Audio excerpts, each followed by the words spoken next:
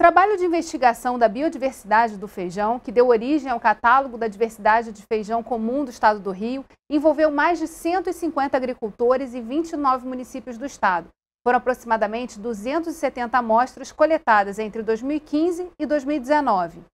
A gente está falando aí de um trabalho de anos, né, que vocês foram tocando e nesse contato com os agricultores também, traduzindo um pouco da importância do que era encontrado ali no campo. O que vocês percebem assim, de diferenças que são geradas a partir dessa conexão com essas histórias e principalmente com a importância para o desenvolvimento que traz esses agricultores terem a consciência do que eles estão carregando, do que eles estão cuidando ali no campo, no dia a dia deles?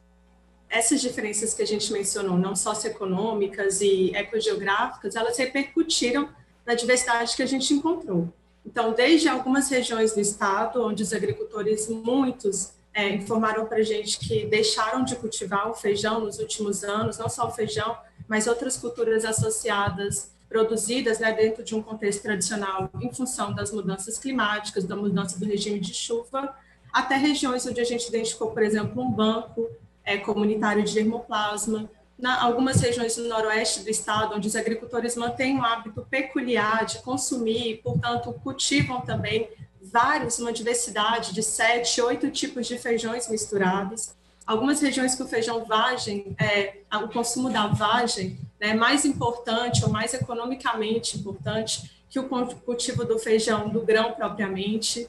E aí essa diversidade. Muitas vezes eles não têm a dimensão do tamanho do que eles manejam, da importância do que eles fazem, eles cultivam essa diversidade toda associada a preferências, né? Então, algumas famílias, por exemplo, a gente encontrou muitas famílias com 3, 4, 5 tipos de feijões diferentes. E por que eles cultivam 5 tipos diferentes, né?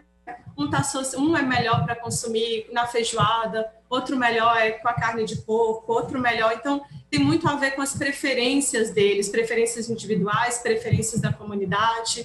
E aí a gente viu uma diversidade muito grande de formas de manejo, de cultivo. Foi bastante rico, assim, observar.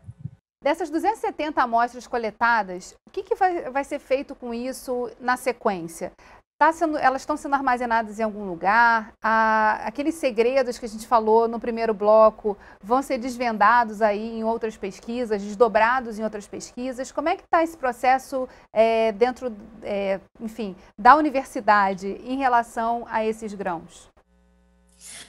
Nesse momento, todas as sementes coletadas na nossa pesquisa, elas se encontram armazenadas e devidamente identificadas numa câmara fria de sementes, né, um espaço do nosso banco de germoplasma ou banco de sementes, e elas, com essa identificação, nós podemos retomar todas as informações referentes a essas sementes.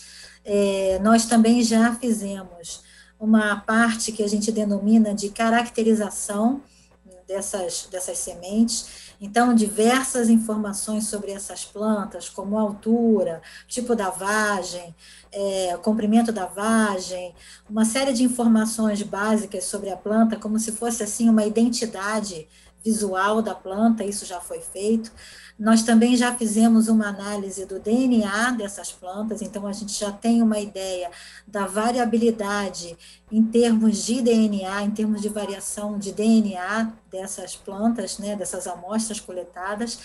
E agora nós passamos também para uma nova fase, que trata-se da identificação dos genes de resistência a doenças, e começamos com doenças bacterianas do feijoeiro.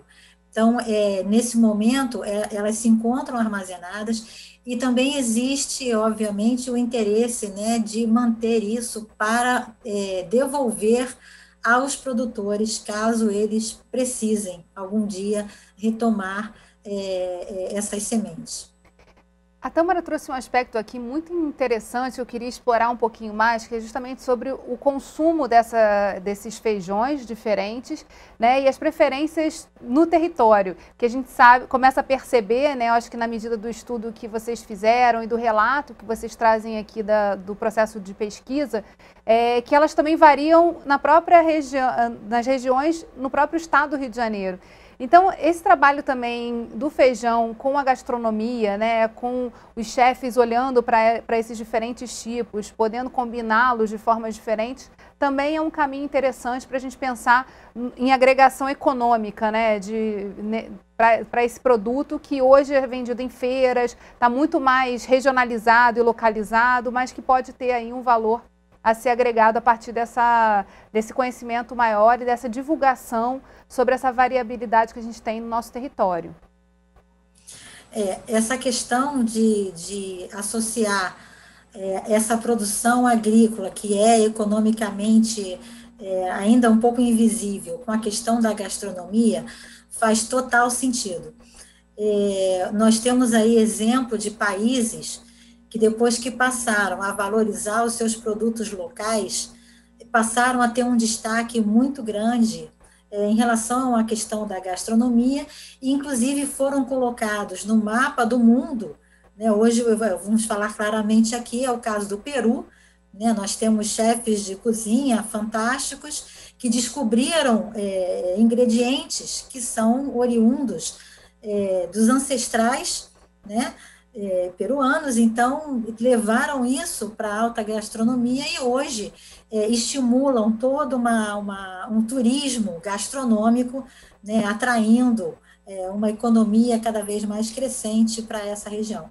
Tâmara, em relação a essa questão de como os italianos tratam os alimentos, a diversidade regional, o que você percebeu lá que você acha que pode ser trazido para a experiência fluminense?